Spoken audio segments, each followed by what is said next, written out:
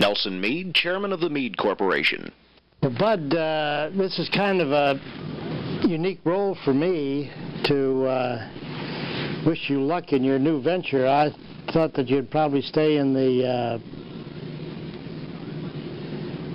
radio business till your last days, but I think you're smart in throwing in the towel at this point in time, and I've been reminiscing a little bit. I've got the article here, Change in the Air, and the change in the air reminded me of a change in water that you wanted to make some years ago. I said I don't recall exactly the year it was, but you had an idea for St. Patrick's Day to make the Miami River green, if you remember.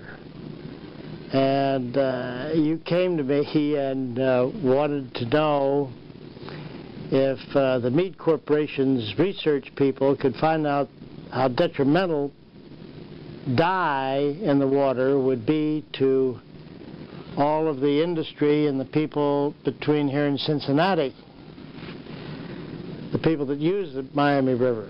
And I asked you the name of the dye, which you got for me, and I had it tested by our people over in Chillicothe, and indeed the amount of dye that you would have had to put in the river to make it green as it flowed through the center of Dayton would have really screwed up everybody and every manufacturing facility from here to Hamilton, Ohio. And I asked you how you knew this dye would work, and you told me that you had experimented with it in Holes Creek, I believe. You had taken a small portion of the dye, and Holes Creek turned just the color of green that you wanted. I'm happy that you decided not to do this. I'm happy for the people downstream from Dayton, Ohio. One other little incident that involved you and I, which is hard for me to forget, is on the polo field. And if you recall, one game, you and I were playing on the same team. I think it's important to point that out because you ran into me, knocked my horse down, knocked the wind out of my horse, and it lay on the ground. The horse laid on the ground, and my leg was pinned under him, and I couldn't get up. And fortunately, you and I still remain friends, even though I was awfully mad at you at the time. But I do enjoy, I've enjoyed having the opportunity to reflect on some of the things we've done together. There are, of course, a few other things that I'm a little reluctant to mention because of the audience that this, I don't know who the audience might be for this tape. So I think those two little stories that I've just told ought to be somewhat of a happy reminder of some of the fun and good times we've had together. And I certainly wish you all kinds of luck and happiness in whatever you're going to get involved in. I know you're not just going to sit still and do nothing. So maybe we'll play golf in Florida one of these days. Nice to be able to do this. Bud, you're a big Democrat, so shit. Oh, shit. Okay, here we go. He's a Republican, right? Yeah. Okay.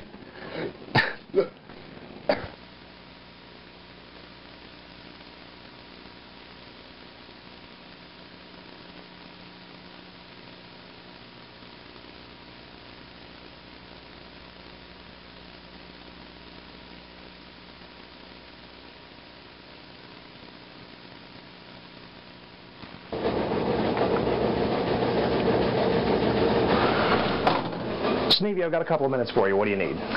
Well, Mike, have you heard anything? I keep wondering what's going on. You called me 4 times today, and you asked me if I've heard. I haven't heard a thing yet.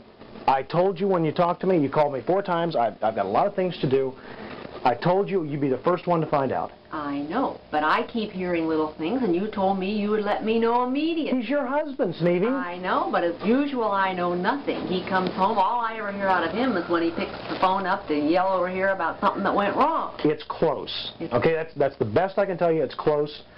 I should have something by the end of the week. You know, if you can't find it out from him, you know, why are you coming to me? I mean, do I have a reputation or what? No, well, yeah, I understand you know most everything going on. No, you're right. You're right. I just would like to get a little inkling in case we're going to be doing anything. I got a lot of ways to go here. Okay. Sneevy, you'll be the first one to know, okay? I will come to you before I go to anybody else and tell you, okay? All right. Okay, just rest easy, okay? Good evening, Budsy. I always wanted to call you that. I was never allowed, though. I'd like to be there with you this evening, but I was not invited, so that's not unusual. Joe probably had something to do with that. But Mike Scinto asked me to fill up about 30 seconds this evening saying nice things about you. Unfortunately, I couldn't think of any to say, so I won't. But there is one thing I'd like to talk to you about since we are now getting close to the end of the year. I have this little thing here that says restrictive covenant, and I'm sure you know what that means. Something I've always wanted to do over the last 7 years or so. This is a copy of Don Mills's restrictive covenant, and I hope that you understand exactly what this means, Budsy. Have a Happy New Year.